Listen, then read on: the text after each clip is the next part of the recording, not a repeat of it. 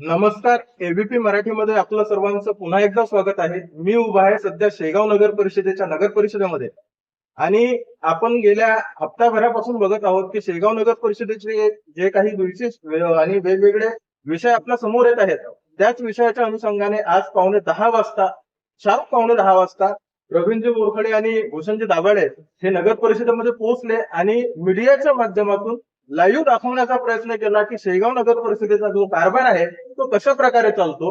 वारंवार अधिकाऱ्यांना निवेदन दिले गेले, वारंवार अधिकाऱ्यांना सांगण्यात आलं की हा जो कर्मचाऱ्यांचा वेळ आहे याची कुठेतरी शिस्त लागली पाहिजे आणि त्यासाठी वारंवार सांगितल्यानंतर सुद्धा ती शिस्त लागत नाही. तर मग शेवटचा पर्याय म्हणून आज कुठेतरी मीडियाच्या माध्यमातून हा संपूर्ण कार्यक्रम लाईव्ह या ठिकाणी करण्यात आला.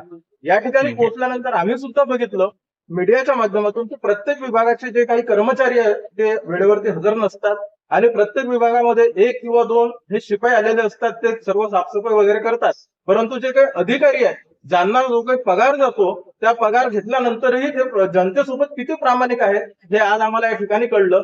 काही विभागामध्ये तर अशी परिस्थिती दिसली की त्या ठिकाणी 10:15 10:30 वाजून गेले होते तरी सुद्धा अधिकारी उपस्थित झालेले नव्हते. मग अशा परिस्थितीमध्ये हीच जर परिस्थिती पुढे जात राहिली तर मग प्रश्न निर्माण होतो तो सर्वसामान्य लोकांचा. लोकांनी काय फक्त दिवसभर नगर परिषदेच्या चक्रा मारायच्या का, हा सुद्धा एक प्रश्न निर्माण होतो.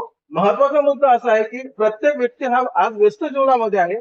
तो आपले कामं करत असताना कुठेतरी नगर परिषदेचे कामं करण्याकरता येत असतो आणि आपलं काम आणि नगर परिषदेचं काम झालं पाहिजे हा त्याचा हेतू असतो. पण जर अधिकारी 11, 12, 1 वाजता येत असतील तर मग त्या लोकांनी कुठे जायचा हा दुसरा प्रश्न निर्माण होतो. आता सध्या वाजलेले आहे हे अधिकारी आता येऊन राहिले. आताच आपण बघू शकतो की अधिकारी या ठिकाणी येत आहेत आणि आता 10:30 वाजलेले आहेत. आपला हा कार्यक्रम चालू असताना 10:30 वाजता अधिकाऱ्यांचा येण्याचा वेळ आहे. तुम्ही माझ्या पाठीमागे बघू शकता या नगर परिषदेचे जे मुख्य अधिकारी आहेत त्यांचं दालन हे अजूनही या ठिकाणी बंद असल्याचं आपल्या निदर्शनात येते.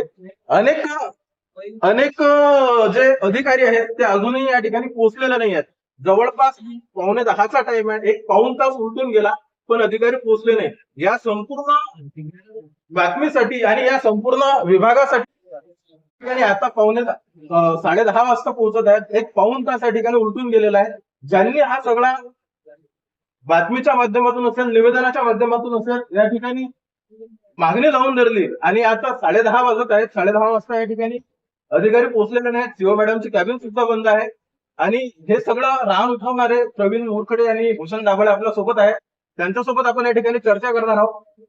आपण मला हे सांगा की आपण आतापर्यंत कर्मचाऱ्यांना योग्य वेळेवर आलं पाहिजे यासाठी निवेदन दिलं आणि किंवा वारंवार मागणी केली आहे, ती कशा पद्धतीने आणि किती वेळात केली आहे? स्वतः हजर राहून टॅगिंग सर्वांची फोटो काढले आणि सर्वांना विनंती केली की आपण आपल्या वेळेनुसार इथं पोहोचा, अन्यथा मी पुढच्या वेळेस कोणतंही बातमी न्यूज चॅनल बघा घेऊन इथे येणार. आणि आज आम्ही आलो आणि त्या मुदत अधिकाऱ्यांनी आपली लायकी दाखवली.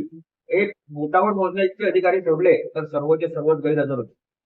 तर त्या ज्यांच्याकडे सर्व जबाबदारी आहे आपण बघू शकतात.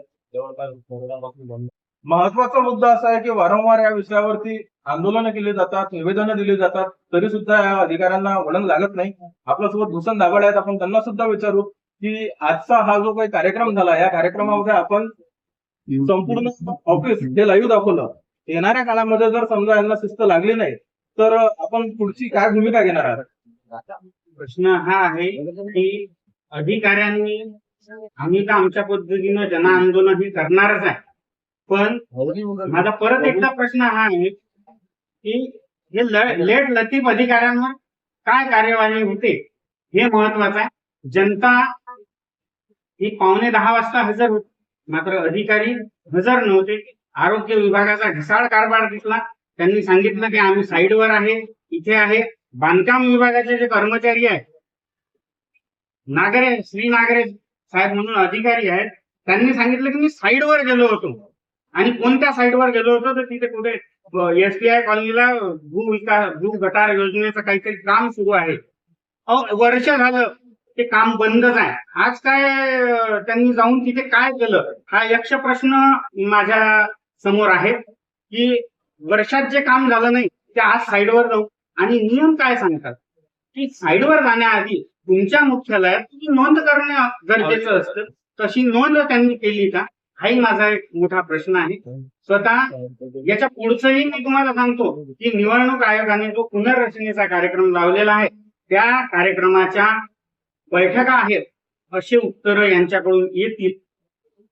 याचं हे कल्पना जी आहे ती आम्हाला आहे.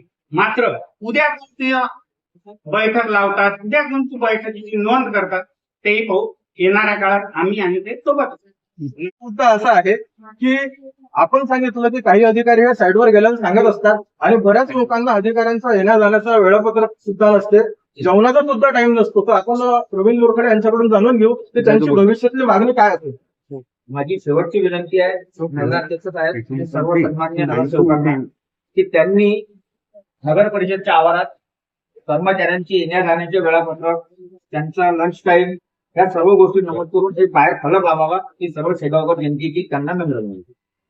आपण अनेक दालनांमध्ये गेलो सरकारी, तर आपल्याला समजते की त्या ठिकाणी संबंधित अधिकाऱ्यांचा संपर्क सुद्धा असतो, त्यांचा वेळ सुद्धा असतो. साधं बँकेत जरी गेलो तरी त्यांचा लंच टाइम लिहिलेला असतो. इथे सर्वात मोठी शोकांतिका अशी आहे की अनेक दालनांमध्ये घड्याळ सुद्धा नाही आहे. आम्ही अनेक घड्याळ कॅप्चर करण्याचा प्रयत्न केला, त्यामधला टाइम दाखवण्याचा प्रयत्न केला. येणाऱ्या काळामध्ये यात किती आमूलाग्र बदल होईल हे सुद्धा बघावं लागेल. संत नगरीचे प्रथम नागरिक आमचे आदरणीय प्रकाश भाऊ शेगुकार हे आलेले आहेत. जनतेची साहेब अशी मागणी आहे की जनता जेव्हा आली त्यावेळेस अधिकारी हजर नव्हते. जन्म मृत्यूचा दरवाजा बंद होता, त्याला कुलूप होतं. काही अधिकारी हजर होते, त्यांचं निश्चितच आम्ही लाईव्हच्या माध्यमातून स्वागत सुद्धा केलं. परंतु अशा मुजोर अधिकाऱ्यांवर आपल्याकडून कार्यवाही व्हावी की एवढी आमची सर्व नम्र सन्माननीय नगरसेवक आणि नगराध्यक्ष साहेब याच्यावर आपण दप्तर दिरंगाई अंतर्गत कारवाई करू शकता आम्हाला माहिती आहे आणि आपण निश्चितच कराल. धन्यवाद.